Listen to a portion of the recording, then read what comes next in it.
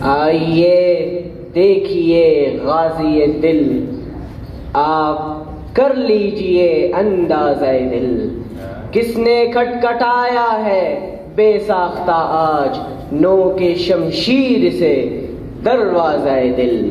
صدر ذی وقار، محترم و مکرم اساتذہ کرام اور میرے معزز سامعین، آج اس گلستان ہیلپرز میں مجھے جس موضوع پر لب کشائی اور مد مقابل کے اذہان میں اپنی جو بات راسخ کروانی ہے وہ ہے امن تلوار سے نہ کہ قلم سے۔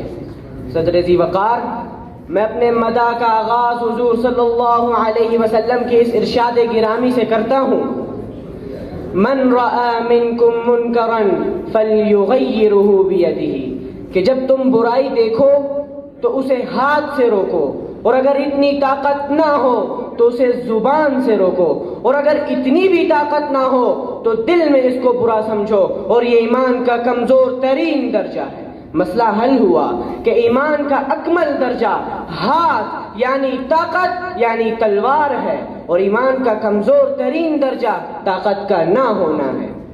صدر ذی وقار، میرے مد مقابل یہ حقیقت کیوں بھول جاتے ہیں کہ جب طارق بن زیاد نے کشتیاں جلائیں تب جا کے فتح و کامرانی ان کے قدموں میں آئی۔ جس ہاتھ میں شمشیر اٹھانے کی جرت نہیں ہوتی وہ اتمام حجت کے لیے قلم اٹھا لیتے۔ صدر ذی وقار، کشمیر، عراق، لیبیا اور افغانستان پر آج تک کتنے کالمز لکھے گئے؟ کچھ اثر ہوا؟ کتنے کاغذ سیاہ کیے گئے؟ کوئی فرق پڑا؟ غلبہ آخر کار طاقت کو ہوا۔ خدا را اس حقیقت کو فراموش نہ کیجئے کہ جس کی لاٹھی اس کی بھینس۔ شاعر نے کیا خوب کہا ہے، جب قلم پاتا نہیں کوئی سبیل، جب قلم پاتا نہیں کوئی سبیل، اس گھڑی تلوار ہے روشن دلیل۔ معزز سامعین، دنیا کے تمام قوانین امن کو برقرار رکھنے کے لیے بنائے جاتے ہیں، اور ان قوانین کا نفاذ تلوار کراتا ہے۔ قوانین کے بغیر انصاف نہیں، اور قوانین بغیر تلوار کے نہیں۔ جو نہیں ڈرتے قلم کی مار سے، جو نہیں ڈرتے قلم کی مار سے، زیر کرتے ہیں ہم اسے تلوار سے۔ صدر ذی وقار، شہادت تاریخ یہی ہے کہ مکہ مکرمہ میں امن فتح مکہ کے بعد آیا، مدینہ منورہ میں امن جنگ بدر، جنگ احد اور غزوہ احزاب کے بعد آیا ہوا۔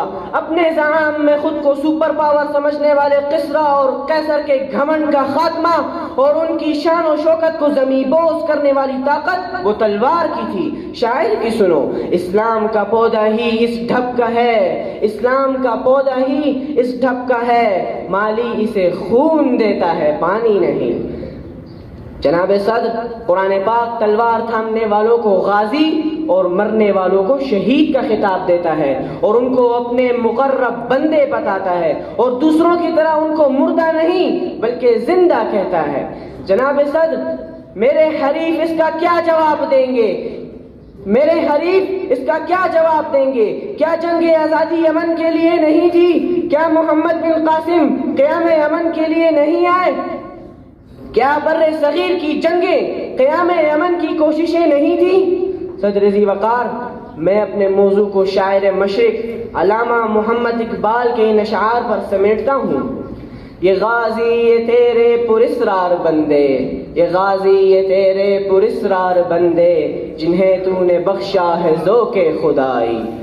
دو نیم ان کی ٹھوکر سے صحرا وہ دریا، دو نیم ان کی ٹھوکر سے صحرا وہ دریا، سمٹ کر پہاڑ ان کی ہیبت سے رائی۔ والسلام۔